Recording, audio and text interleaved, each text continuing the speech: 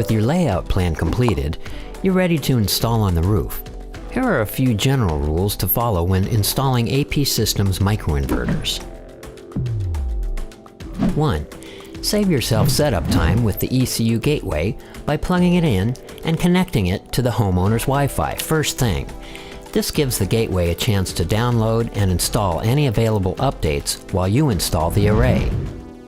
See more tips and ECU setup instructions in the ECUR video series on AP Systems YouTube channel, youtube.com/APSystemsSolar. 2.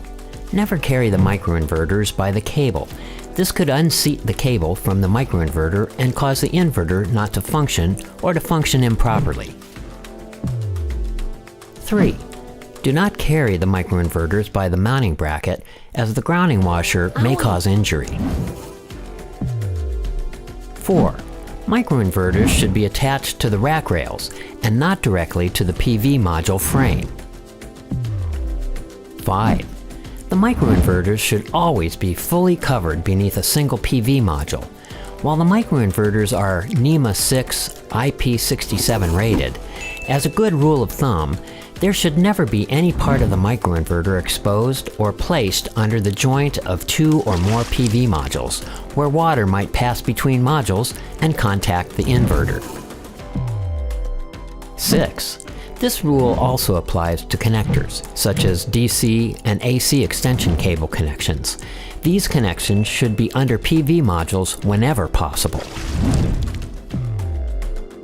7. Be sure the microinverters have at least 3/4 of an inch or 2 centimeters space between the roof and the microinverter to allow for proper airflow. 8. When connecting microinverters to the trunk cable, listen for the audible click from each side of the connector, which tells you the connector is fully seated in the terminal. Once your racking is installed, and with your safety gear in place, mark the inverter placement on the racks where the units will be mounted. Remember to position the inverter completely under the PV module. Lay out your trunk cable to ensure the terminals are positioned correctly with each inverter. Using fastener hardware recommended by your racking provider, mount the microinverters to the rails with a socket wrench or drill with a socket attachment, and confirm the spacing for proper airflow. Both QS1 and YC600 microinverters have a built-in ground wire within the cable.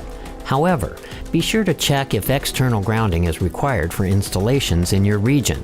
Remember, your installation must comply with all local regulations and compliance standards. Place the microinverter AC cable connectors into their respective trunk cable terminals. Listen for the audible click, which tells you a sealed connection has been made. If you need to disconnect a microinverter from the trunk cable, use the AP Systems disconnect tool. Simply insert the tool fully and pull the connector out of the terminal. After all connections are made, place an AC end cap on the bare end of any trunk cable and use terminal caps to seal any unused terminals. Once the microinverters are connected to the trunk line, use zip ties to secure the trunk cable to the racking. Be sure not to pull the cables too taut and to allow for some slack. Hot and cold temperatures can stretch and tighten cables, so adding a small amount of slack can help to prevent an unintended disconnection. Once ties are completed, be sure to check all connections carefully to ensure none were disconnected in the process. When using connectors, remember to follow the region's color code. For example, in the US, use black for L1, red for L2, and green for protective earth or ground. In Europe, use brown or black for L1, blue for neutral, and green-yellow for protective earth. With the microinverters now in place, if you've not yet built your array map, record which PV modules are feeding which microinverters in the array by simply pulling the serial number UID stickers off each unit in series and placing them on the array map in their corresponding position. Once complete, you'll have the layout diagram you need to build your array map in the EMA. You can also complete your layout using the ECU app.